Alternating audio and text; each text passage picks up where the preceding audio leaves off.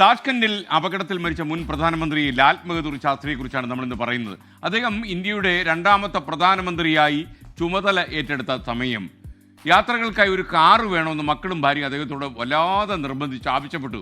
അദ്ദേഹം ആദ്യമൊന്നും വഴങ്ങിയില്ല. കാര്യം അദ്ദേഹത്തിന് അതിനുള്ള പൈസ അദ്ദേഹത്തിൻ്റെ അക്കൗണ്ടിൽ ഇല്ലായിരുന്നു.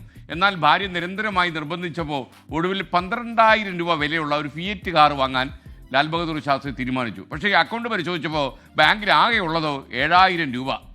പഞ്ചാബ് നാഷണൽ ബാങ്കിൽ നിന്നും 5,000 രൂപ ലോണും കൂടെ എടുത്ത് കാർ വാങ്ങിച്ചു. എന്നാൽ വായ്പ തിരിച്ചടയ്ക്കും മുമ്പ് താഷ്കണ്ടിൽ വെച്ച ലാൽ ബഹദൂർ ശാസ്ത്രി വിമാനാപകടത്തിൽ മരിച്ചു. വായ്പ എഴുതിത്തള്ളാൻ പഞ്ചാബ് നാഷണൽ ബാങ്ക് തീരുമാനിച്ചു. കാരണം ഇനി അദ്ദേഹത്തിന് പിന്നാലെ നോട്ടീസ് അയച്ച് നടന്നിട്ടൊന്നും ഒരു കാര്യവുമില്ല എന്നതുകൊണ്ട് അദ്ദേഹം ഇനി ലോൺ അദ്ദേഹത്തിൻ്റെ വീട്ടുകാരൊന്നും ഇനി ലോൺ അടയ്ക്കേണ്ട. ഇക്കാര്യം PNB അഥവാ പഞ്ചാബ് നാഷണൽ ബാങ്ക് ലാൽ ബഹദൂർ ശാസ്ത്രിയുടെ കുടുംബത്തെ അറിയിച്ചു. പക്ഷേ ശാസ്ത്രിയുടെ ഭാര്യ ലളിത അതിന് തയ്യാറായില്ല. ജീവിതത്തിൽ ഒരിക്കൽ പോലും ആരിൽ നിന്നും ഒരൗദാര്യവും ആനുകൂല്യവും സ്വീകരിക്കാത്ത ആളായിരുന്നു എൻ്റെ ഭർത്താവ്. അതുകൊണ്ട് തന്നെ വായ്പ നിങ്ങൾ എഴുതിത്തള്ളുന്നത് അദ്ദേഹത്തിൻ്റെ വിശ്വാസങ്ങൾക്കും മൂല്യങ്ങൾക്കും നിരക്കില്ല. അത് ലളിത ശാസ്ത്രി ബാങ്കിനെ അറിയിച്ചു.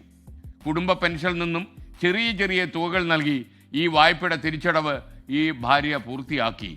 മരണശേഷവും ലാൽ ബഹദൂർ ശാസ്ത്രിയുടെ കുടുംബം അദ്ദേഹത്തിൻ്റെ ആദർശത്തിൽ വെള്ളം ചേർക്കാൻ അനുവദിച്ചില്ല. മൂല്യാധിഷ്ഠിത ജീവിതം അത്ര എളുപ്പമുള്ള കാര്യമാണ്, വലിയ പ്രയാസമാണ്.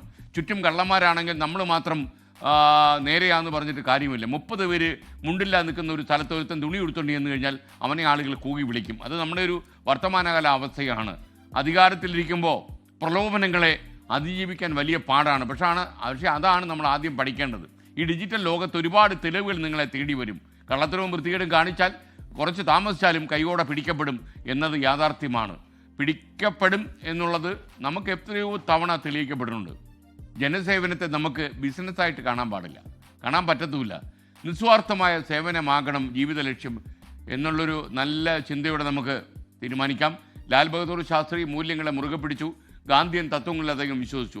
വാക്കും പ്രവൃത്തിയും തമ്മിൽ അദ്ദേഹം കൂട്ടിയോജിപ്പിച്ചു. ആ ഒരു നല്ല ചിന്തയോടെ നമുക്ക് മൂല്യങ്ങൾ, വാല്യൂസ് എന്ന് പറയുന്ന ജീവിതത്തിൽ ഏറ്റവും പ്രധാനമാണ്. കാര്യം അതൊക്കെ ഒരിക്കലും നശിക്കൂ. ഒരിക്കൽ നഷ്ടപ്പെട്ടു പോയാൽ പിന്നെ അത് വീണ്ടെടുക്കാൻ കഴിയില്ല. നമ്മൾ എവിടെയെങ്കിലും കൊണ്ട് 100 രൂപ കൈക്കൂലി കൊടുത്താൽ നമ്മുടെ വാല്യൂ സിസ്റ്റം പോയി. പിന്നെ ഞാൻ ഇന്നു മുതൽ നേരെ സത്യസന്ധനായി നടക്കാൻ പോവുകയാണ് എന്ന് പറഞ്ഞിട്ട് കാര്യമില്ല. അപ്പോൾ നമ്മൾ മൂല്യങ്ങളിൽ വിശ്വസിക്കുക, മൂല്യങ്ങളിൽ നിന്ന് അടിപതറാതെ, മൂല്യങ്ങളിൽ നിന്ന് വ്യതിചലിക്കാതെ നമ്മൾ ഉറച്ചു നിൽക്കുക.